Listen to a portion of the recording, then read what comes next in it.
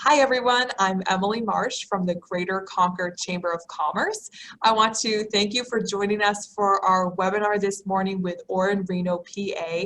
They have been amazing partners for us this year, presented countless webinars with us, and we're really excited to be continuing the series and what we usually called our legal breakfast series, but now it's online. So thanks for coming today. This presentation is recorded.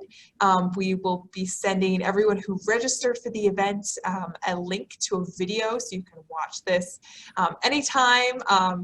Go over the presentation again, send it to friends, whatever you'd like, that will be available to you. But since you are here live right now, you have the opportunity to submit questions for our presenters today. So to do that, you're going to want to move your mouse or tap your screen, and you'll see a button called Q&A pop up. From there, you will simply type in your question and submit it. Those questions will be seen exclusively by me and our presenters today, so it's not seen by the other attendees. So please, throughout the presentation, you're welcome to submit questions. They will be answered throughout and also at the end of the presentation. So again, move your mouse, tap your screen, click on Q&A, and then type in your question. So without further ado, I'd like to introduce Laura Hartz of Orr Reno, PA. Thank you so much for being here today. Thank you, Emily. We're just delighted to be here. Orr Reno has a good tradition of doing these presentations, and Paula and I are happy to do our part. So again, I'm Laura Hartz. I'm an attorney here at Orr Reno. Immigration is part of my practice area. That's why Paula and I are presenting about I-9s. I also do real estate and land use. Mostly counseling businesses and nonprofits. And I'm delighted to be joined by Paula Violo, who is one of the paralegals here at Orr Reno. She has more than 30 years of experience in immigration practice and even worked for the U.S. Immigration and Naturalization Service at one point. We won't say how long ago, will we, Paula? But she just has a wealth of practical experience in these matters and has frequently presented on I-9s previously. So again, just to echo what Emily said, please pop in with your questions throughout the presentation. This is more of an informal discussion more than anything else. And we look forward to connecting with you after, also, of course, via email or phone call. So to jump right in, let's see here. This is the agenda for our presentation today. I just wanted to give you a sense of the topics that we expect to cover. So, first and foremost, why are accurate I-9s important? When do I-9s come up? When do you have to complete them?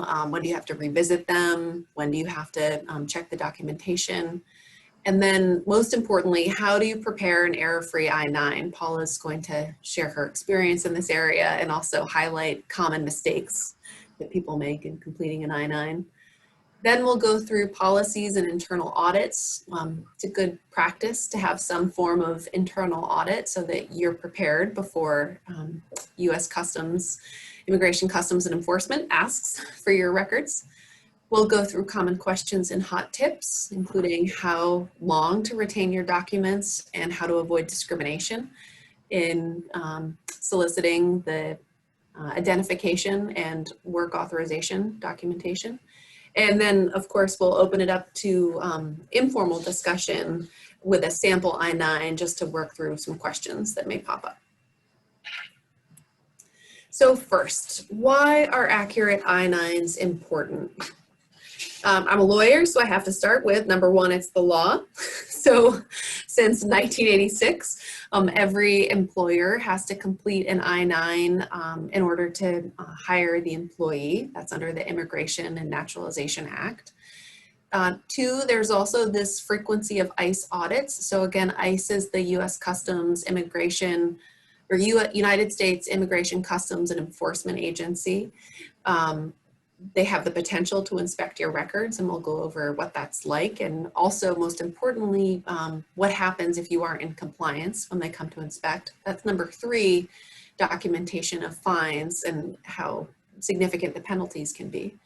And then for employer liability. So we'll talk about how this, the importance of I-9s and having them complete can play into mergers and acquisitions for our business law clients.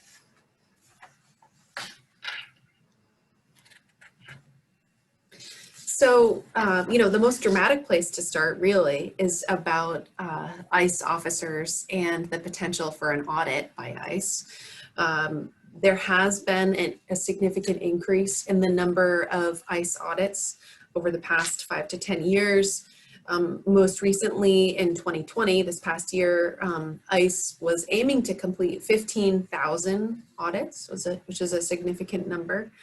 And even the fiscal year 2019 statistics, as shown by their budget proposal, show an increase in administrative action across the board. So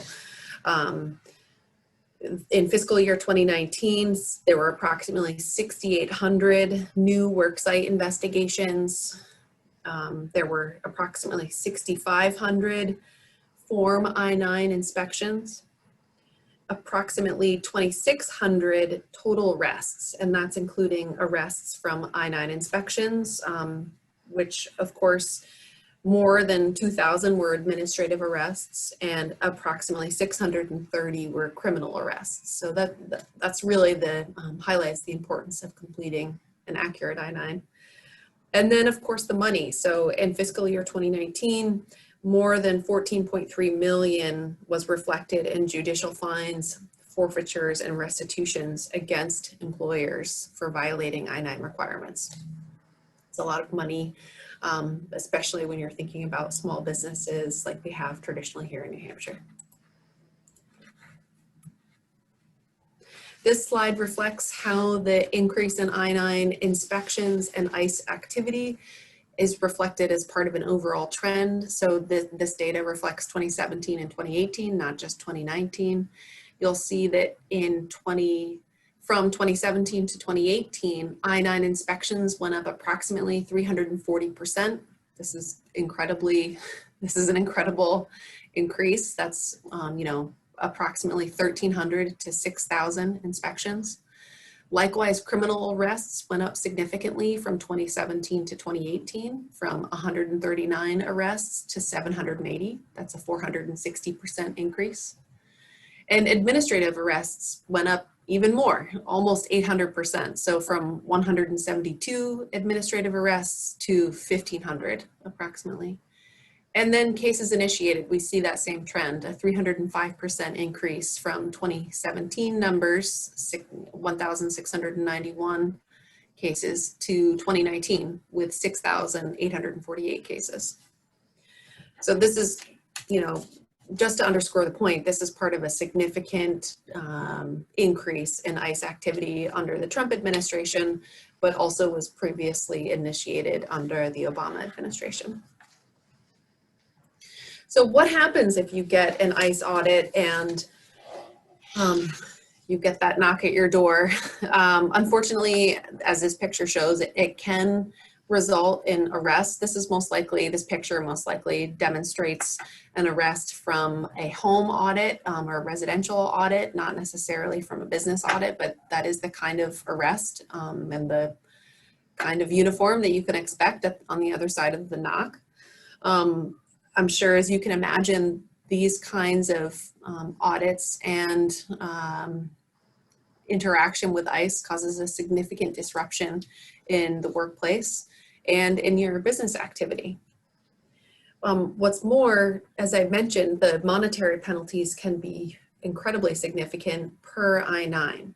So for example, in I-9s, there are technically two kinds of mistakes. There's technical errors and substantive errors. The impact of a technical error financially is greater usually than a substantive error. But for example, if each I-9 has 6 to 7 mistakes, the fines levied could be approximately $250 to $500 per mistake. So if you compound the number of mistakes in each individual I-9, and then those mistakes represent trends across all I-9s completed for your employees, all of a sudden the numbers are incredible. and it could be up to $20,000 per violation, depending on the number of employees and the number of mistakes.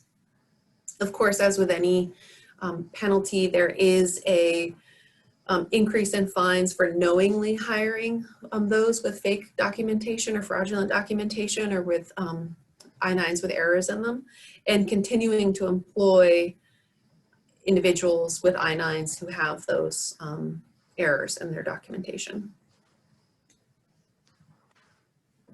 So now that we've put the fear of God into you, the next question or topic really is when do I-9s come up? You know, when do you have to have them completed? So as I'm sure most of you as employers know, I-9s come up whenever you hire a new employee. So the law requires that upon the hiring of any new employee on the first day, the top part, section 1, which Paula will discuss, of the I-9 has to be completed. And then the documentation, so that's the verification of identity and eligibility to work, those documents have to be provided, and section 2, which relates to those documents, has to be completed within the first 3 days of employment. If that documentation is not complete and provided within the first 3 days, then the employee can no longer work until that information is provided. As I said, I-9s also figure prominently in an ICE audit or investigation, and with a merger or acquisition. So we've seen this recently whenever, you know, business A buys business B, part of the due diligence that business A needs to do for business B is to understand the immigration liability in the current I-9 documentation. Usually this is part of an asset deal. It can be negotiated back and forth about who owns the liability. But if the new owner simply reuses the previous owner, the previous business owner's I-9 documentation, all of the liability from that previous completion of forms travels to the new owner. ICE doesn't care if the forms were completed by the previous owner. We'll go into recommendations about how to deal with new I-9 forms and what to do about minimizing that liability a little later in the presentation. So next, I'll turn it over to Paula to discuss the strategies for preparing an error-free I-9 so that you avoid that liability as well as the fines that we discussed previously. Paula, take it away. Thank you, Laura. So in this section, we're going to cover the responsibility of who's responsible for the completion of the sections, what kind of documents are accepted in the second section, and common errors that I see on I-9s when I am doing audits for different companies. It seems, you would think the form is a very easy form. It seems to be very complicated for it to be done correctly. And they're just minor errors, but those minor errors, as Laura said, can add up. So the section 1, next, is the section that is completed by the employee. You should always have the instructions ready and available to the employee when they're filling the form out. So the employee is required to fill this section out under perjury of law and claim what their citizenship or what their status is on the page, sign, and date it. I see problems in the section 1 under other last names. Lots of people leave that blank, and according to the instructions, you're to put N/A there if you haven't used a previous name. However, if someone was married and had a maiden name, they should put that name there. And you, as the employer, need to check that all these boxes are completed. Also, another area on section 1 is the email address and the telephone number. They're not required to put the information in, but if they don't put it in, again, they have to put N/A. And these are areas where ICE will count that as a technical error. And, you know, they may let a few go, but if it's a consistent error for the company, you will start seeing fines in this area. So the first part seems very simple. They have to make sure you put the date of birth and a full address. You cannot use a PO box here. On number 4, they have to attest to their status. And here we have George Washington as a US citizen. And that's fairly simple. He needs to sign and date. It gets more complicated when you get into item number 3 and item number 4, where a person is a permanent resident. They need to put in their A number or USCIS number, and I see that missing. Actually, it's above, Laura. I see it missing a lot of times on the forms. Number 4 is when they have employment authorization, an EAD card, or if they're on another visa such as an H-1B or an L-1, they have to complete one of these additional 3 areas. And lots of times the employee gets confused and these areas are missing. And those would be considered errors or technical violations there. You as the employer can assist them. You can't complete it. If they have a question, you can answer a question.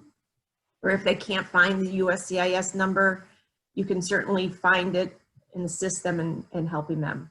But always make sure they complete the form and sign it. Under number 5, they do need to check whether they used a translator or not. And if they don't speak English or read English well enough that they are comfortable with completing the form, if you also speak their language, you can complete as a translator, or you can have someone else come in and be a translator. And then you would check the other box and complete that section and sign it.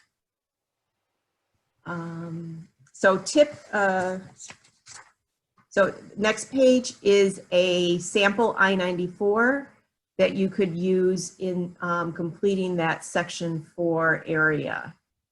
Paula, real briefly before we go on, we have a question that says, what do I do if I'm doing an internal audit and I come across an I-9 without the NA in the box that you just mentioned? I think a little later we'll talk about corrections, but go ahead. Yeah. Yeah. Ideally, if the person is available to come in, I would have them come in, make an addition, or put NA, initial, and date it. That way you don't want to cover up any changes that you're making, and you want them to see what changes have been made.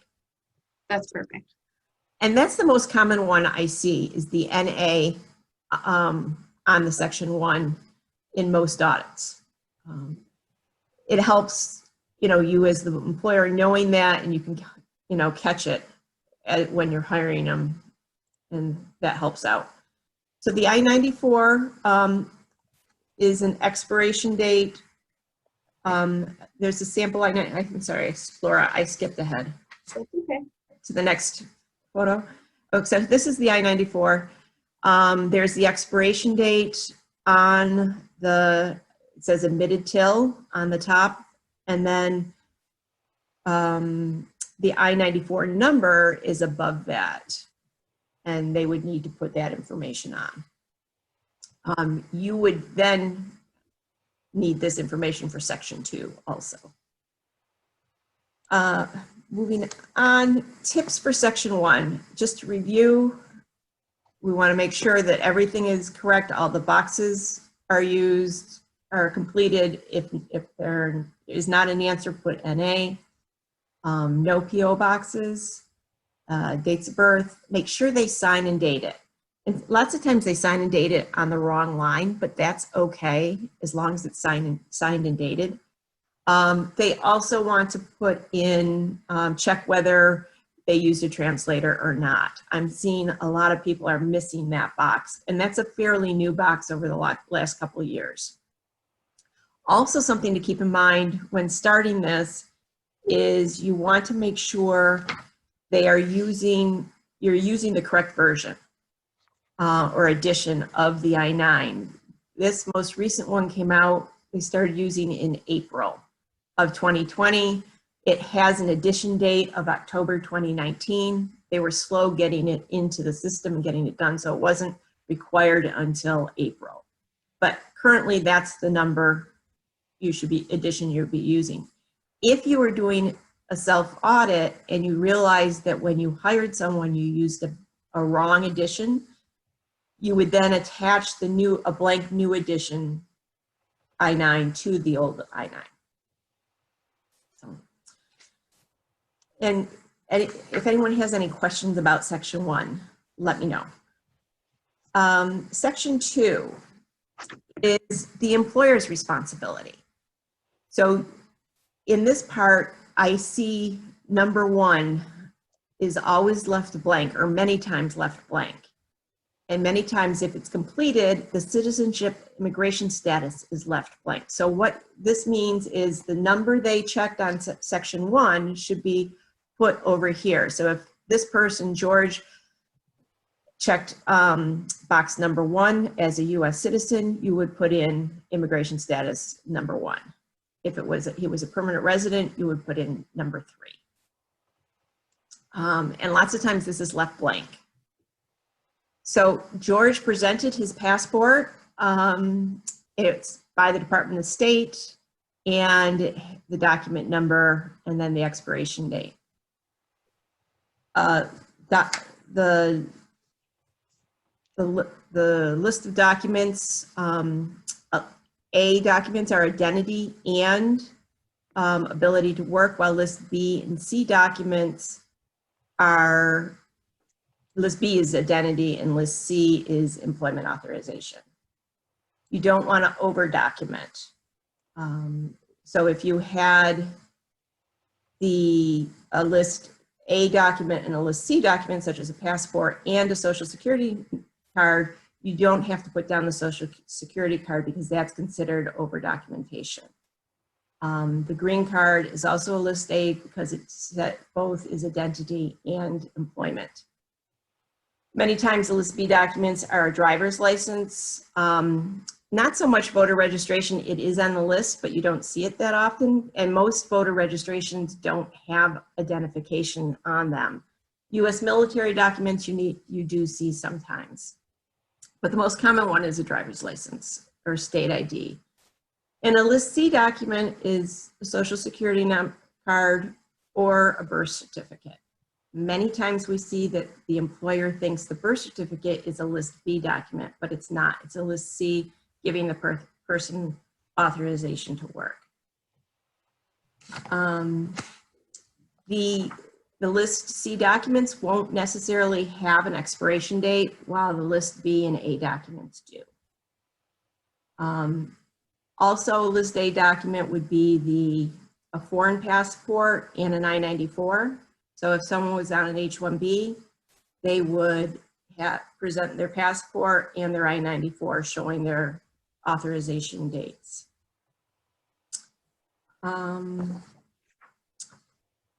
Sometimes with the social security card, it has a reference of only valid with the DHS authority or immigration approval, and then you cannot accept the social security card for that purpose. You have to have a list A document. You cannot accept the birth certificate from Puerto Rico if it was issued prior to 2010. This is one of they formalized their birth certificates in Puerto Rico after 2010. So anything before that, there was a lot of fraud. So just, not that you'll get a lot, but you may get some. Then we have samples of passports and documents and green cards that are acceptable. There's a good site also which tells the versions of the green cards and what dates they were issued, because they change them often. So the top one here is a US citizen card. The second one below here is the current version of the green card. And it has a number of security features on it. If something doesn't look right, you can always go to the I-9 handbook, take a look at their samples. You can go online and take a look at samples. I occasionally see fraudulent cards when I do the audits, and sometimes they're very good fraudulent cards, and it's very tough to tell, and you wouldn't normally know. If you didn't see cards all the time, no one would know that they were a bad card. Paula, have you ever seen Country of Birth Utopia? No. Not yet. I did have someone come and tell me they were a citizen of the world once, though. Ooh, very nice. Oh, but no. And the cards, permanent resident cards, are usually valid for 10 years. You do not have to revalidate a permanent resident card. Even though it expires, they're still a permanent resident. You do not have to re-verify a permanent resident. If they have employment authorization, and I don't think we have a sample of employment authorization, it looks similar to the permanent residence. It's pink and red, and it says employment authorization on the top, but it looks very similar to this and has a lot of the same security features. You would have to re-verify an employment authorization, someone who presented an employment authorization card. So we suggest doing a tickler system of when these cards, or such as a person on H-1B, someone with employment authorization, a tickler system so that you know when the card is going to expire. We recommend you contacting them about 4 months prior to the expiration so that they can file for an extension. There are some categories where you need the actual approval for them to continue working, and other categories where, as long as they have filed for an extension, they may continue to work. And to know those categories, I would suggest going to the I-9 handbook, and they have a good list at that location. Employees under 18, there are many industries, such as the retail industry, where you hire high school students to work, and sometimes the high school student does not have the ID card. They don't have a driver's license yet. They don't have that photo ID. And when that is the situation, there are special, you can put in here individual under age 18, and then they can present to you a school ID. If they do present a school ID for item B or column B, there needs to be valid for that year that you are hiring them. It has to be a valid document at that time. So they can't present their freshman ID when they're a junior in high school.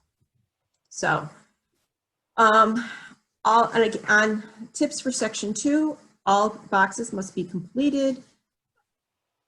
They do not over document. If you do not if you don't have an answer, you put in NA. Also, in the employer section below, you want to make sure you use the full name of the employer. You can't use UNH, such as UNH. That could be University of New Hampshire. It could be University of New Haven. So you have to use the full name. Again, you can't use PO boxes. In that section, you need to include the date the employee was hired and make sure the person inspecting the documents signs and dates the document. So I skipped ahead there. So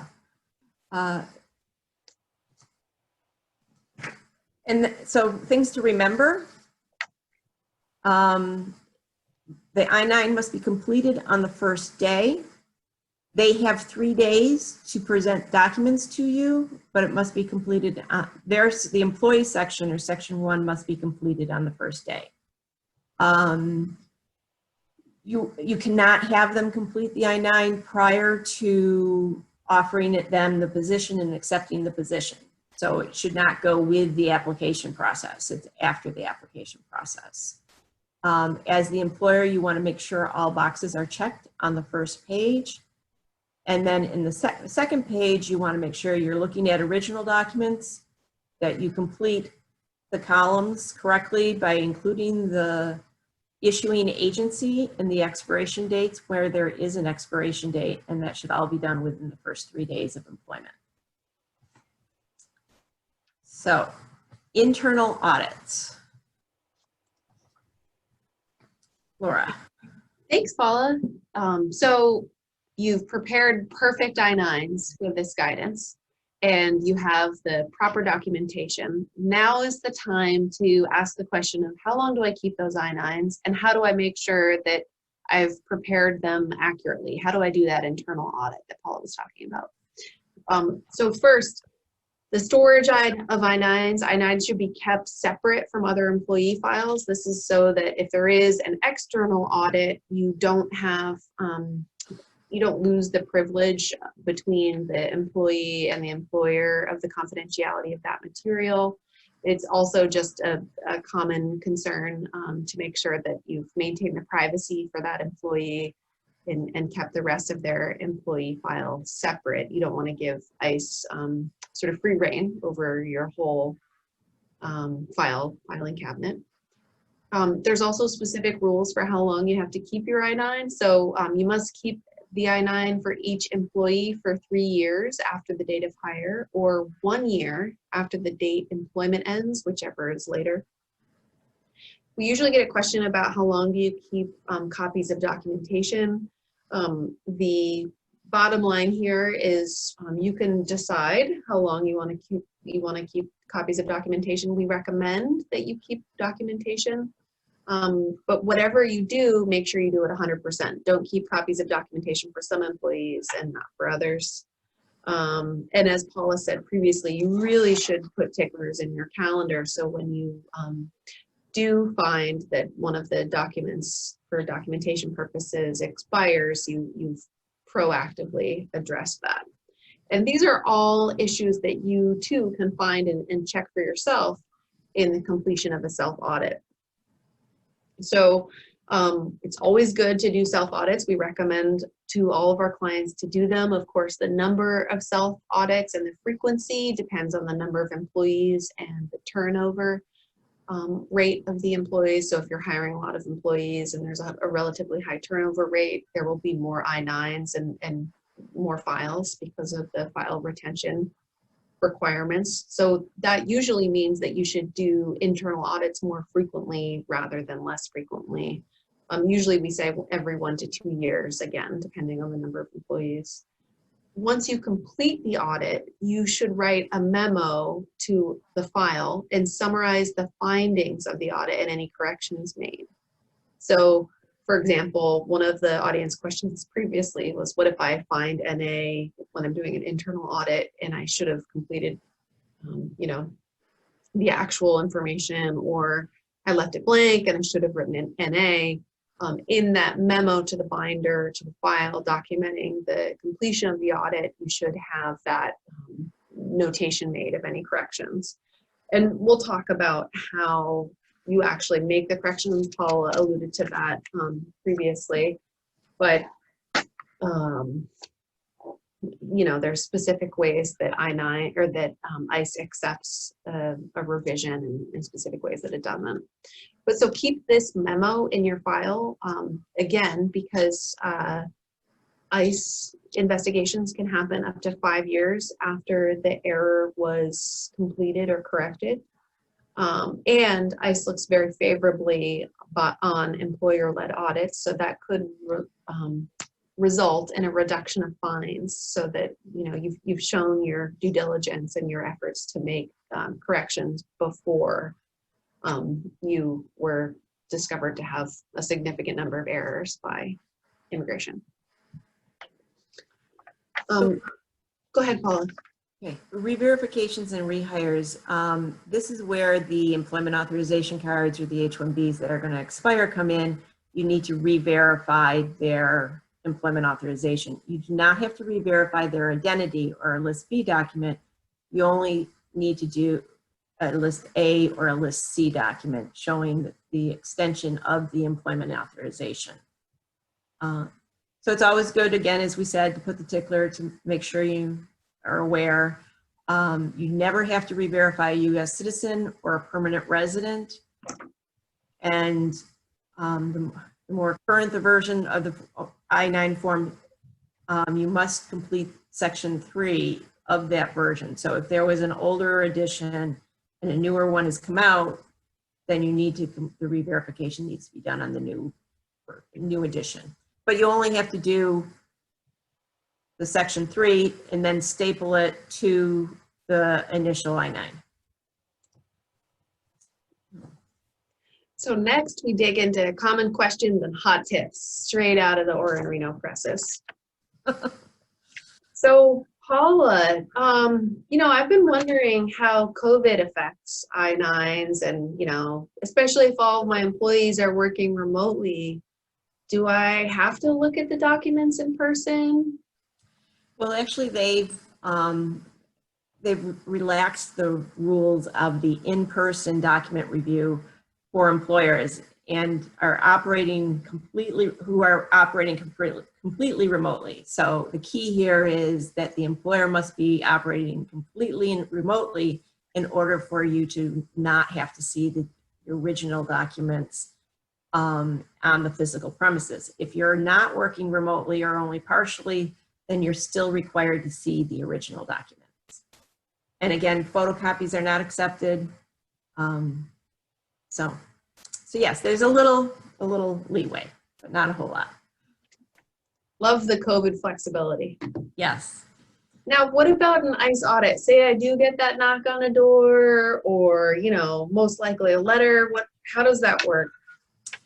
So you do have 3 days to provide the documentation to the ICE officer. They'll knock on the door, they give you notice of inspection, you assemble all your I-9s and get them ready, and they'll go through them, find any discrepancies. If there are a lot of major ones, they'll provide you a letter with the list of violations. They do give you time to make corrections.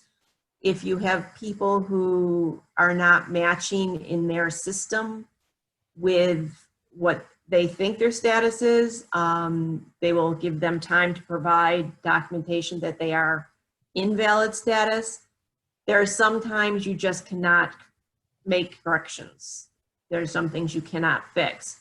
And that's when they'll then summarize the substantive violations and the technical violations and either give you a warning notice, a notice of intent to fine, or then you go to a hearing and a settlement. So we've done a few audits, and usually the warning notice is just a warning notice. They're saying that these people are not authorized to work.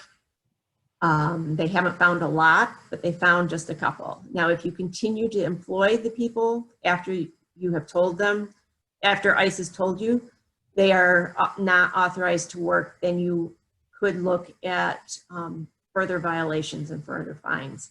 If they found a lot of violations or substantive violations in the audit, they'll issue a notice of intent to fine. And then you can go to court and try to argue that. They have been very good at lowering the amount of the fine if you are showing good faith effort and trying to cooperate with them. But the fines can add up easily. So that's pretty much the process of the audit inspection. That's great. Thank you, Paula. Okay, so Laura, what constitutes discrimination when doing an I-9?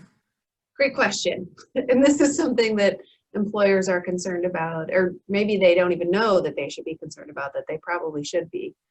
So under the Immigration and Nationality Act, discrimination is any unfair documentary practices. I'll talk about that in a moment.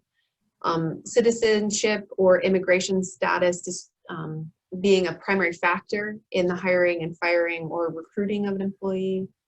Also, of course, any discrimination on the basis of national origin. So that's, where the individual was born or comes from, and hiring, firing, and recruiting. And any retaliation or intimidation, that's unlawful and also discriminatory under Immigration and Nationality Act, the INA.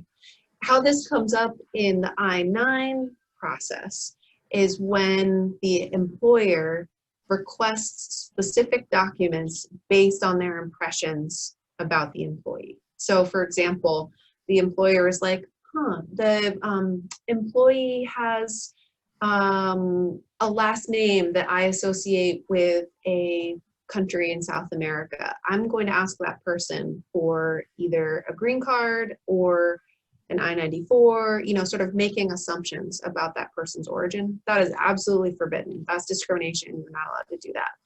Employers should always remember, let the employee choose which documents they want to provide. Never tell the employee which ones are the best for their situation.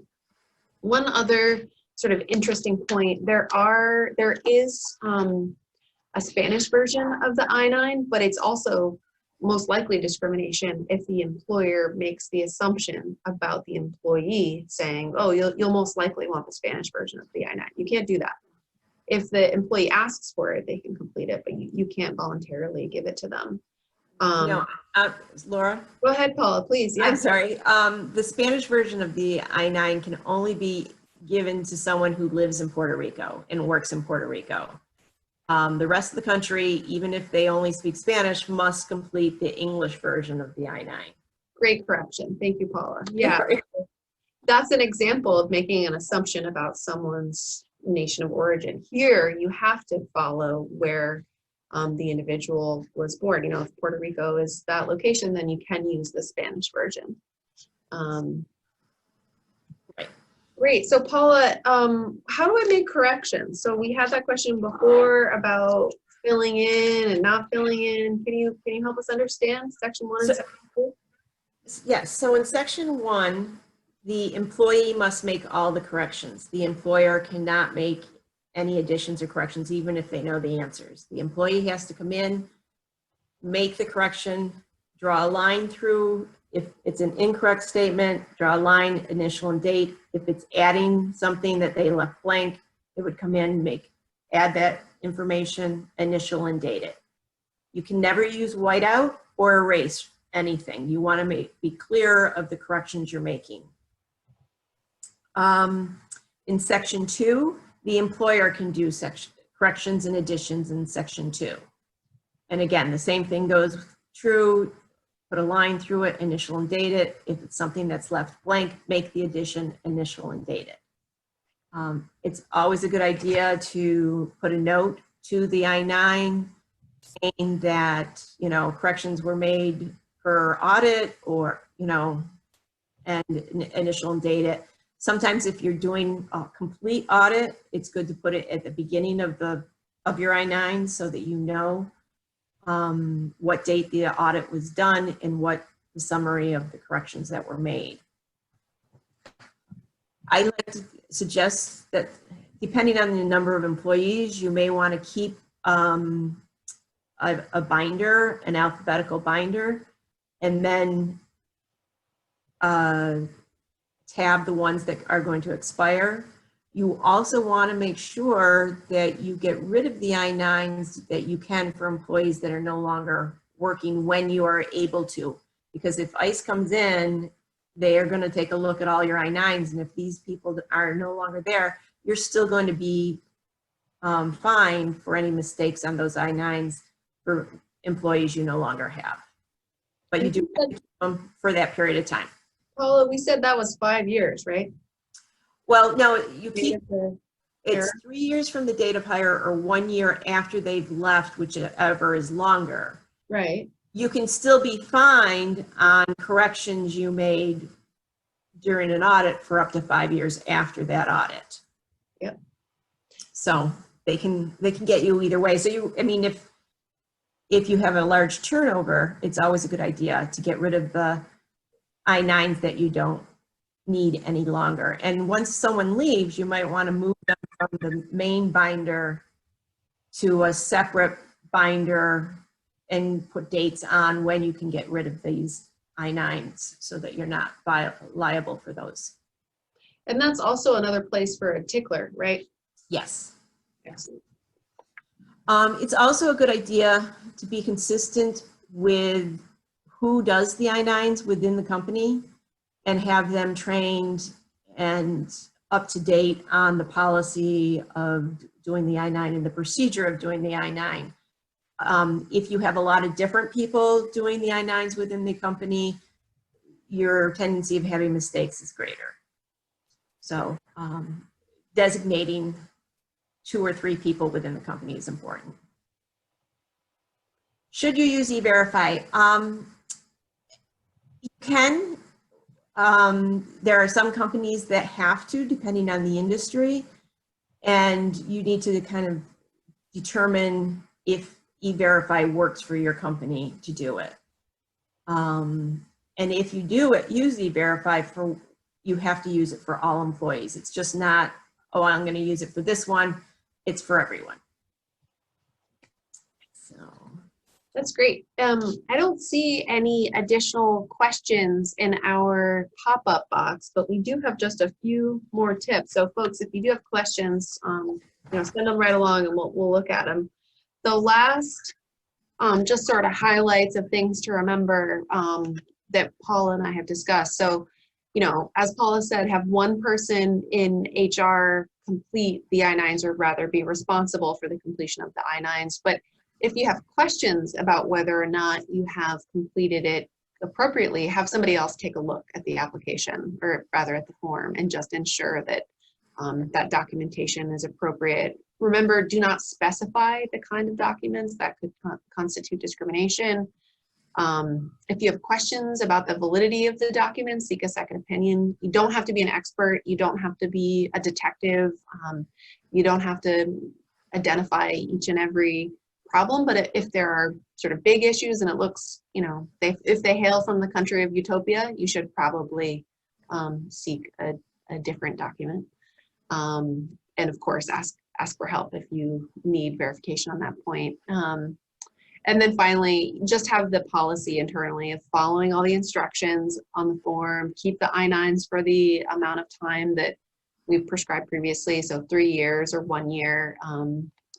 Definitely separate those I-9s that are longer, maybe get rid of them if that's consistent with your internal policy.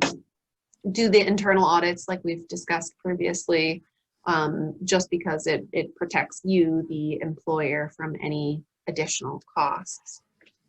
Now, Paula, I see that we have a couple more questions here. We have one question. When I do an internal audit, if I come across I-9s without the NA that you just mentioned, we covered that one, got that. Yeah. Thank you, Vicki. So the next one, Yeah. What are some caveats, if any, implementing electronic I-9s in systems like pay velocity and Chronos? You need to be careful. According to ICE, and I would probably check with ICE, last year they only had approved of 2 electronic I-9 systems. The systems must meet ICE requirements, and most of them don't. So I would say you would want to follow up with ICE maybe on which ones that are acceptable to them and meet their requirements. In many cases, when you have large numbers of employees, electronic I-9s make sense. And so I would definitely look into it through ICE. And then what do we do if we learn that an employee does not have a completed I-9? Then they should, you should call them in and have them complete section 1, initial and date it. If the incomplete part is on page 1, a lot of time I see page 2 where their employee leaves a lot of sections blank because they figure they have the IDs connected to that, they really don't need to fill it out. Well, you do need to fill it out. So if it's on the section page 2 part, you want to make sure all the information is added, initial date, everything, and put a note saying, you know, errors were found on such and such a date and corrected on such a date. Excellent. It looks like that's the last of our questions, Paula. So with that, thank you so much. I have a couple. Go, please. The I-9 handbook is very helpful, and you can find it at USCIS, and it's the M274. I usually print it out, I tab it, they have a lot of questions in there and answers that are helpful when completing I-9s. Also, the I-9 Central at USCIS website is very helpful. It has the instructions, it gives you the most recent edition dates. It has a lot of good information in there. So. That's excellent. And Paula, of course, anyone with questions can call you up too, right? Yes. Yes, they may. That's great. Okay. Well, I think that's it for our presentation. Thank you so much for joining us. I'll hand the mic back over to Emily. Yeah, thank you. I learned so much from this presentation. That form is deceivingly simple, but it really is not. I'm just going to screen share for a minute. 1 second. I just want to let you guys know about some upcoming chamber events. So tonight, or this afternoon, we're hosting a virtual networking event. This is kind of a new take on our annual holiday networking party with the Chamber and Concord Young Professionals Network. If you've ever been before, it's a huge party. Traditionally in the Grapponi Conference Center, super festive, really fun. So we're doing the same thing online on Zoom. So you actually get to connect with people face to face. You've got your cameras on, you're put in small groups where you can mingle and say hi to friends and meet new people, and then you're actually rotated into a new group of people so you can make some new connections. There will be door prizes. The whole event supports the Capital Region Food Program and is sponsored by the Rowley Agency. So really fun. If you'd like to sign up, it's today at 4. Register now so you can get that link to join us. Later this month, we're having a virtual member briefing. This is a great informal event that you can attend if you're a new chamber member or want to learn about your benefits being a chamber member. You get an overview of what we do in the community, the programs we offer, get to meet some other new members. So that's a really fun one. We'll be doing it online. And then our next Orr Reno webinar is in January, and it's going to be a 2021 legislative preview. This has been a really popular session in the past, so you can sign up for it now. I want to thank you again, Paula and Laura. Great presentation, and thank you for everyone who is able to join us today. Have a good rest of your Tuesday. Thanks, Emily. Bye. Bye-bye.